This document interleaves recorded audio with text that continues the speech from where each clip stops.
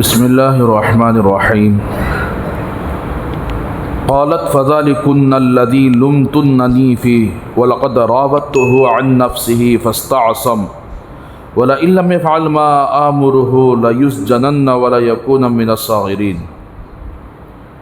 بات چل رہی تھی کہ زلیخا اپنی بات کو منوانے کے لیے کہ میں جو کام کی ہوں وہ غلط نہیں ہے، اسی لیے جو لوگ گناہ کو گناہ نہ سمجھے اور گناہ کو اپنی مجبوری کا درجہ دیں، دنیا کے اندر بھی ایسے لوگ ذلت اٹھانے پڑیں گے اور آخرت کے اندر بھی۔ تو زلیخا نے کیا کیا، جب اس کا چرچا پورے مصر کے اندر ہونے لگا کہ ایک ملکہ ایک غلام کے ساتھ فریفتہ ہو چکی ہے، تو عورتوں کے اندر ایسی باتیں شروع ہو گئیں، تو اپنی بات کو منوانے کے لیے کہ میں نے جو کیا ہے غلام کے ساتھ یہ معمولی غلام نہیں ہے، یہ تو خوبصورتی میں لاجواب ہے، اس لیے اس نے دعوت کا انتظام کیا، اور دعوت کھانے کے بعد پھل وغیرہ کاٹ کر کھانے کے لیے چھری وغیرہ کا انتظام کر کے حضرت یوسف علیہ السلام کو جب ان کے سامنے نکلنے کو کہا تو حضرت یوسف علیہ السلام نکلے، تو وہ پھل کی طرف اپنی توجہ ہونے کے بجائے یوسف علیہ السلام کی طرف اتنا حیران ہو گئے کہ وہ اپنے پھل کو کاٹنے کے بجائے ہاتھوں کو کاٹنے لگے۔ تو اس وقت ان کی زبانوں سے یہی نکلا تھا کہ یہ تو انسان نہیں ہے، یہ تو کوئی بزرگ فرشتہ ہے۔ تو اس طرح حضرت یوسف علیہ السلام کو خالی ایک لمحہ دیکھ کر انہوں نے اپنے ہاتھوں کو کاٹ لیا، ایک لمحہ دیکھ کر۔ تو اب زلیخا کا کہنے کا مطلب یہ ہے کہ تم ایک لمحہ دیکھ کر اپنے ہاتھوں کو کاٹ لیے، 24 گھنٹے یوسف تو ہمارے یہاں رہتا ہے، تو اب تم لوگ حیران ہو کر یعنی یہاں تک کہ مفسرین نے لکھا ہے کہ جو ہاتھیں کاٹے ہیں یہ تو یا تو جان بوجھ کر کاٹے ہیں تاکہ یہ عورتوں کے دل حضرت یوسف علیہ السلام کے ساتھ لگ چکے تھے، اور وہ قریب آ کر ان سے لذت حاصل کرنا چاہتے تھے، یعنی یہ خون گرتا ہوا دیکھیں گے تو یوسف قریب آئیں گے تو اور قریب سے دیکھنے کا موقع ملے گا، تو اس طرح ان کے دل بھی للچائی نظر سے حضرت یوسف علیہ السلام کو دیکھ رہے تھے۔ اب یہ سارا ماجرا ہونے کے بعد اب یہاں سے زلیخا کہنے لگی کہ قالت، کہنے لگی زلیخا فذلكن الذي لمتنني فيه، ان عورتوں سے کہنے لگی کہ دیکھیے یہی وہ غلام ہے جس کے بارے میں تم مجھے ملامت کر رہے تھے کہ فلاں ملکہ فلاں غلام کے ساتھ فریفتہ ہو چکی ہے، تو یہی وہ غلام ہے جس کے سلسلے میں تم مجھے ملامت کر رہے تھے۔ وَلَقَدْ رَاوَدتُّهُ عَن نَفْسِهِ فَاسْتَعْصَمَ، ہمیشہ سچ ہوتا ہے، جھوٹ ہوتا ہے، جھوٹ کبھی جیت نہیں پائے گا، سچ ہمیشہ جیتتا رہتا ہے۔ ظاہری طور پر تو وہ ہارتا ہوا نظر آتا ہے، حالانکہ تھوڑی دیر کے لیے، لیکن ہمیشہ سچ ہی کی جیت ہوتی ہے۔ جیسا کہ حضرت یوسف علیہ السلام کو ایک چھوٹے بچے نے گواہی دے کر سچائی کی جیت دلا دی، اور صرف بچے ہی نہیں، یہاں خود زلیخا کہہ رہی ہے کہ یہی وہ غلام ہے جس کے بارے میں آپ مجھے ملامت کر رہے تھے۔ وَلَقَدْ رَاوَدتُّهُ عَن نَفْسِهِ، میں نے اس کے نفس کے سلسلے میں اس مطالبہ کیا، میں نے خواہش ظاہر کی کہ یہ کام میرا کر دیا جائے، فَاسْتَعْصَمَ، لیکن وہ سختی سے بچا رہا۔ دیکھیے ایک وہ آدمی ہوتا ہے کہ جب کیس لڑنے جاتے ہیں تو ایک مخالف ہوتا ہے، ایک موافق ہوتا ہے، ایک حق پر ہوتا ہے، ایک باطل پر ہوتا ہے۔ باطل والا آدمی خود کہہ دے کہ وہ حق پر ہے، یہ بڑی بات ہوتی ہے۔ جو باطل فریق مخالف ہوتا ہے نا، وہ کہہ دے کہ یہ جو میرے خلاف مقدمہ لڑ رہا ہے نا وہ حق پر ہے۔ تو اب یہاں دیکھیے زلیخا ایک وقت عزیز مصر کے سامنے کہنے لگی کہ انہیں مجھے اچکایا سو، تیرے بیوی کے ساتھ غلط ارادہ کیا ہوا ہے، اس کی سزا کیا ہوگی؟ تو ایک وقت یہ تھا، اور ایک وقت یہ آیا کہ کہنے لگی کہ اس کو میں نے پھسلایا لیکن یہ بڑی سختی کے ساتھ بچا رہا۔ تو دیکھیے میرے بھائیوں، اسی لیے کہتے ہیں کہ ہمیشہ سچائی کی جیت ہوتی ہے، سچ اپنائیں، جھوٹ ہمیشہ ذلیل ہوتا ہے. اور دوسری بات یہ ہے وَلَئِن لَّمْ يَفْعَلْ مَا آمُرُهُ لَيُسْجَنَنَّ وَلَا يَكُونَ مِنَ الصَّاغِرِينَ. اور اگر یہ یوسف جو کچھ کہ میں نے اس کو حکم دیا ہے، یعنی غلط کام کا حکم دیا ہے، اگر وہ نہیں کرے گا، وَلَئِن لَّمْ يَفْعَلْ اگر وہ نہیں کرے گا جو کچھ کہ میں نے اس کو حکم دیا ہے، لَيُسْجَنَنَّ قید میں بند کر دیا جائے گا، وَلَا يَكُونَ مِنَ الصَّاغِرِينَ اور وہ ذلت اٹھانے والوں میں سے رہے گا، ذلیل ہو جائے گا. دیکھو کتنی پاگل ہو چکی تھی. یہی دیکھ لی کہ سچائی کی جیت ہوئی ہے. پورے شہر کے اندر جب بچے نے گواہی دی تو پورا شہر بولنے لگا یہ کیسے ہو سکتا ہے؟ دودھ پینے والے بچے نے گواہی دی ہے، اور یہ ساری چیزیں دیکھنے کے باوجود بھی وہ کتنی ضد پر اڑی رہی کہ اگر میں نے جو حکم اس کو میں نے دیا ہے، اگر وہ نہیں کرے گا یوسف تو ایسی صورت میں قید خانے میں جانا پڑے گا اور وہ ذلت والوں میں سے ہو جائے گا. تو میرے بھائیو دیکھیے آج کے ماحول کے اعتبار سے بھی یہی چل رہا ہے. زنا کو غلط نہیں سمجھا جا رہا ہے، غلط افیئر کو غلط نہیں سمجھا رہا ہے. گناہ کو گناہ ہی نہ سمجھے پھر ایسی قوم پر اللہ کی لعنت برستی ہے.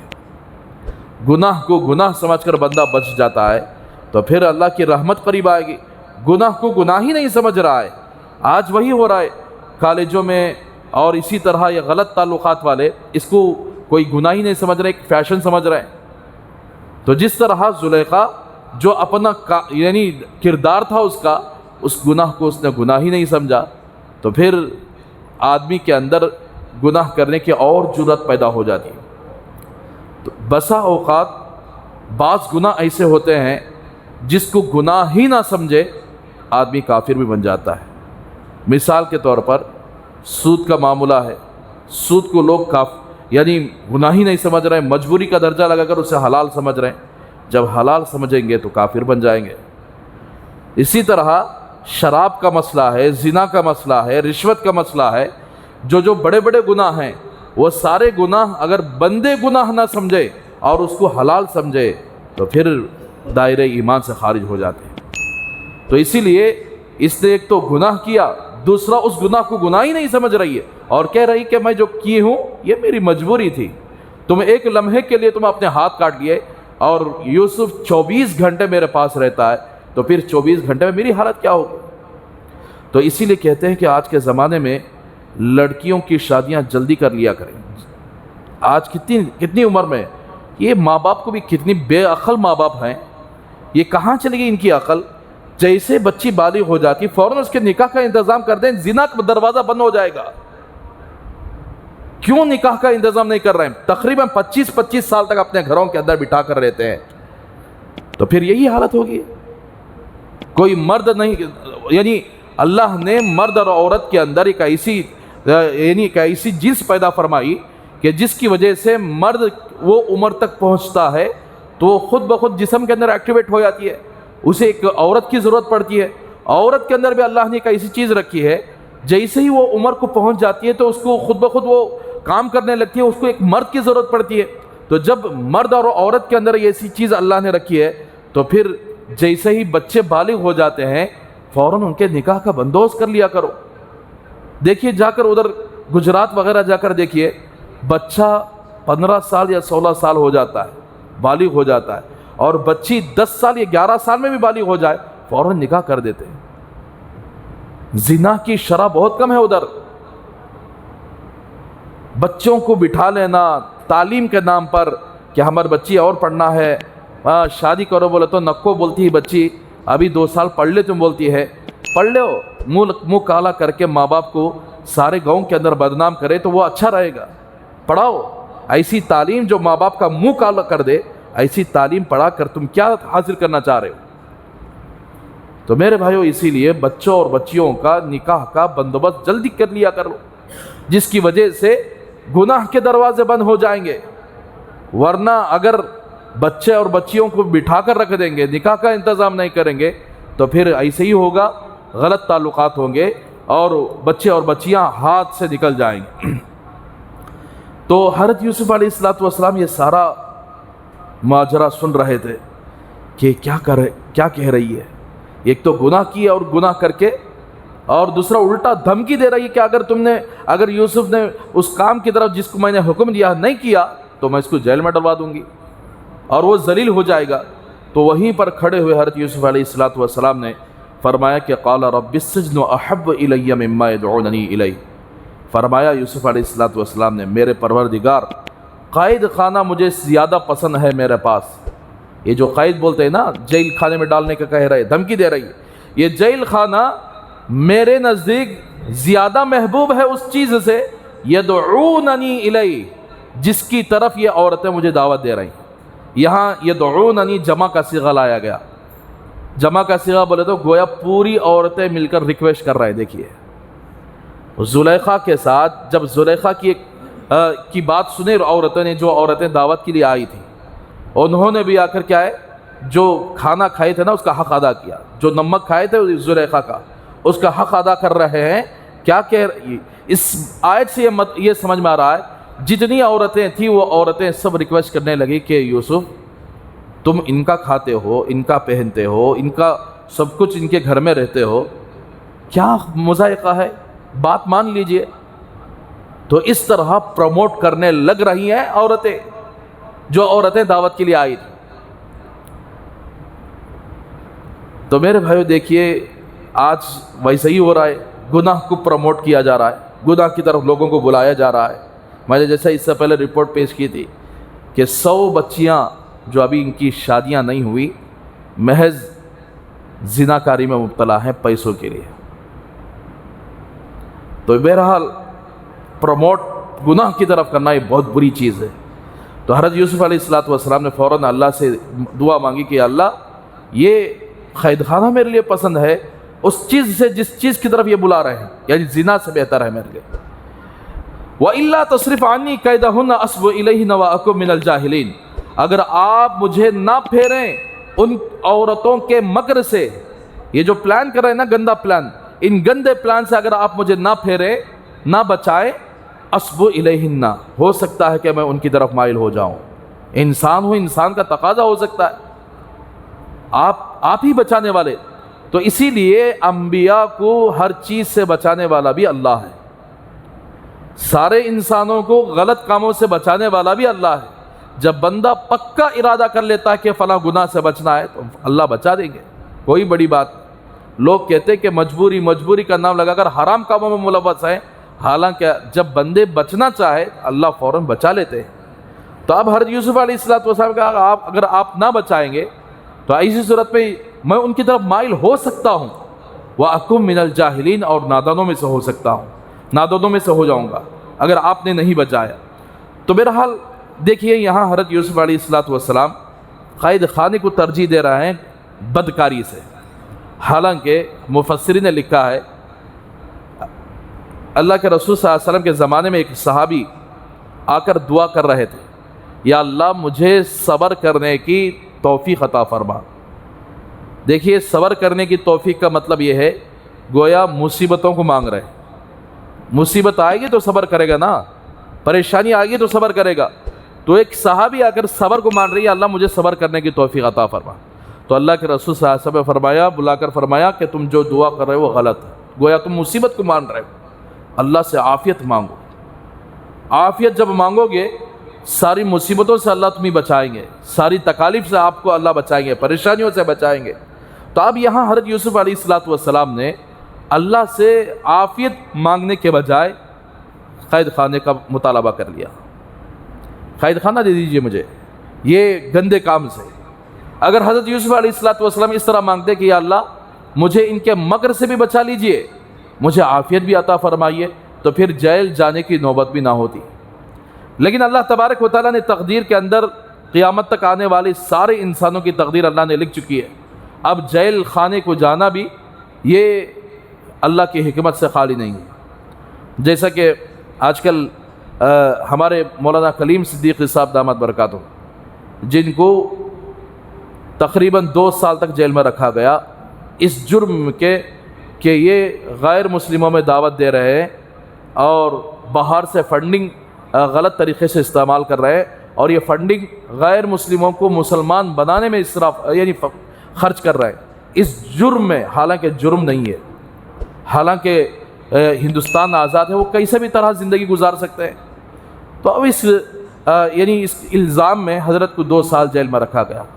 حضرت ہی نے ایک واقعہ ذکر فرمایا کہ انہی کے ایک وہ آدمی جو حضرت کے ہاتھ پر ایمان لے آئے تھے، کسی جرم میں ان کو جیل میں ڈالا گیا. تو یہ جیل میں رہ کر اپنے اخلاق ایسے پیش کیے کہ جتنے جیل کے اندر رہنے والے تھے تقریباً 1500 قیدی جو کافر تھے ان کے ہاتھ پر مسلمان ہوئے. 1500 قیدی. تو یہ کسی حکمت کے تحت اللہ تبارک و تعالیٰ کبھی کبھار بڑے لوگوں کے ساتھ ایسے معاملہ کرتے ہیں، لیکن اللہ کی حکمت اس سے خالی نہیں ہوتی. تو اسی طریقے سے حضرت یوسف علیہ السلام کا یہ مانگنا کہ مجھے جیل بہتر ہے ان گندے کاموں سے، اگر آپ نے ان عورتوں کے مکر سے نہیں بچایا تو ہو سکتا ہے کہ میں ان کی طرف مائل ہو سکتا ہوں، اس لیے اور جاہلوں میں نادانوں میں سے ہو سکتا ہوں. تو اللہ سے یہ دعا فرمائی حضرت یوسف علیہ السلام نے. تو اللہ تبارک و تعالیٰ نے فاستجاب له ربه، اللہ نے ان کی دعا کو، ان کے رب یوسف کے رب نے یوسف کی دعا کو قبول کر لیا. فصرف عنه کیدہن، پس اللہ نے ان عورتوں کے مکر سے حضرت یوسف علیہ السلام کو پھیر دیا، بچا لیا. انہ هو السمیع العلیم، یقیناً وہ اللہ سننے والا جاننے والا. دعا کیے کہ اللہ، اسی لیے کہتے ہیں جو بندے گناہوں میں ملوث ہوتے ہیں سب سے پہلے اللہ سے دعا مانگیں. 2 کام کرنی ہے، گناہ چھڑوانا ہے، 2 کام کیجئے. ایک، اللہ کے سامنے سچی توبہ کیجئے. توبہ کرنے کے بعد اللہ سے یہ سوال کیجئے کہ اللہ جس گناہ میں مبتلا تھا اس سے مجھے آپ بچا لیجئے، میرے پاس اتنی طاقت نہیں کہ میں اس سے بچ سکوں. دوسرا کام یہ ہے کہ دل کے اندر پکا ارادہ کرے کہ میں وہ گناہ میں نہیں جاؤں گا، وہ گناہ نہیں کروں گا. تو پھر اللہ ضرور بچا لیں گے، اللہ اس گناہ سے پھیر دیں گے. جب بندے کے دل کے اندر گناہ سے توبہ کرنے کا بھی خیال نہیں، گناہ سے بچنے کا بھی خیال نہیں، اور بولتا پھرتا ہے دعا کر ڈالو اللہ ہم نہ بچا لیں دے، حالانکہ ارادہ بھی نہیں، کیسے بچائیں گے اللہ تبارک؟ جب بندہ پکا ارادہ کرے تو جب بچائیں گے.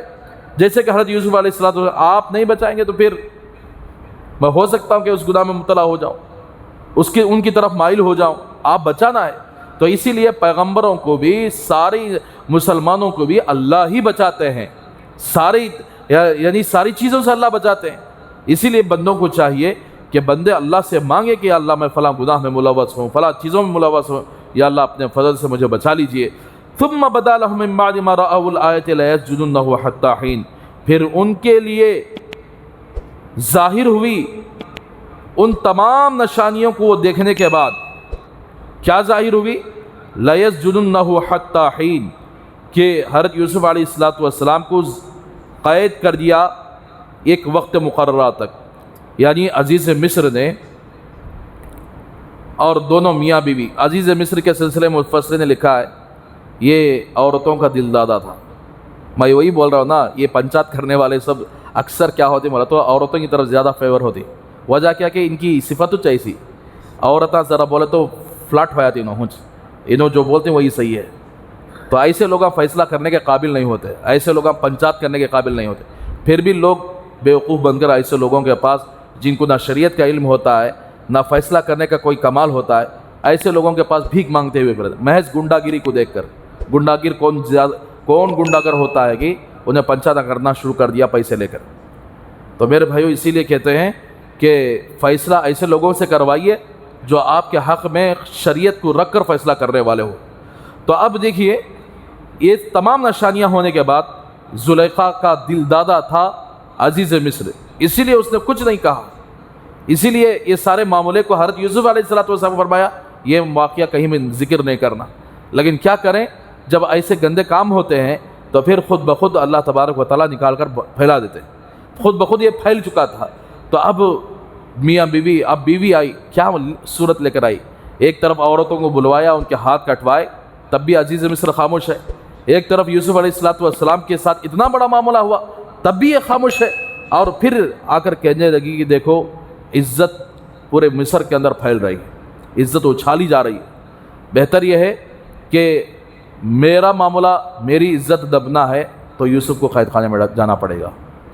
تو اب زلیخا کی بات کو عزیز مصر نے سلا ہاں ٹھیک ہے یوسف قید کو جائیں گے سارے معاملے دب جائیں گے، لیکن اللہ تبارک و تعالیٰ بولے نہیں۔ اس سے پہلے آپ سن چکے ہیں 10 بھائیوں نے مل کر حضرت یوسف علیہ السلام کو قتل کرنے کی کوشش کی، کنویں میں ڈالا، اور باپ سے الگ کرنے کے لیے کہ یہ کیسے ہی باپ سے الگ ہو جائے، ہم باپ کے قریب ہو جائیں، یہ ان کا پلان تھا۔ لیکن اللہ کا پلان کچھ اور ہوتا ہے۔ وَمَكَرُوا وَمَكَرَ اللَّهُ وَاللَّهُ خَيْرُ الْمَاكِرِينَ۔ دنیا کے اندر جتنے بھی غلط پلان بنانے والے، لوگوں کے پیچھے پروپیگنڈا کرنے والے، صبح شام بیٹھ کر پروپیگنڈا کرتے ہیں، لیکن اللہ کا مکر الگ ہوتا ہے، اللہ کا پلان الگ ہوتا ہے۔ یہ زمین میں بیٹھ کر پلان بناتے ہیں، اللہ تبارک و تعالیٰ کا پلان کچھ اور ہوتا ہے۔ تو اب عزیز مصر اور زلیخا نے دونوں نے مل کر حضرت یوسف علیہ السلام کو جیل بھیجنے کا فیصلہ کر لیا، اس وجہ سے کہ یہ برائی کو دبا دیا جائے۔ جیسے کہ آج کل کی حکومتیں ہو رہی نہیں، جہاں جہاں برائی ہوتے ہیں وہ برائی کو دبانے کے لیے میڈیا والے کو خرید لیے، ایسے خریدے۔ پلوامہ اٹیک جو ہوا ہے، جو کشمیر کا یعنی ستیہ ملک اس نے خود یعنی وہ ساری چیزوں کا یہ کیا ہوا ہے، وہ کہہ رہا ہے کہ ایک غلطی ہوئی ہے، اب وہ ایسی جگہ پر کوئی آدمی نہیں آ سکتا، اور ان ملٹری والوں کو اگر فلائٹ سے بھجوا دیا جاتا ہے، لیکن جان بوجھ کر یعنی ان لوگوں نے آ کر یہ حملہ کروانا تھا اور جیتنا چاہیے تھا 2019 میں، لیکن صاف بات جب آئی میڈیا والوں کو سب کو منہ دبا دیا گیا، آپ کچھ منہ کھول نہیں پائیں گے، لیکن کتنا بھی دبا دیں سچ باہر آ کر ہی رہے گا۔ تو حضرت یوسف علیہ السلام کو دبا کر یہ اپنی برائی پر پردہ ڈالنا چاہتے تھے، لیکن اللہ نے آگے جا کر سارے لوگوں کے سامنے اس پردے کو کھلوائیں گے، اللہ آگے جا کر آگے بات آئے گی۔ تو اسی لیے کسی بھی مظلوم آدمی کو اس کے اوپر ظلم کر کے اپنے ظلم پر پردہ نہیں ڈال سکتے، ایک دن ظلم کا پردہ چاک ہو جائے گا، آپ کا ظلم معلوم ہو جائے گا۔ اسی لیے ایک دوسرے پر ظلم کرنے سے اپنے آپ کو بچائیں۔ تو اس طرح حضرت یوسف علیہ السلام کو پلان بنا کر عزیز مصر نے اور یعنی زلیخا نے دونوں نے مل کر جیل کو بھجوا دیا۔ حضرت یوسف علیہ السلام جیل کو چلے گئے۔ بہرحال اس کے بعد کیا ہوگا، جیل میں جانے کے بعد جیل کے اندر کے حالات یہاں پر اللہ تبارک و تعالیٰ بیان فرما رہے ہیں۔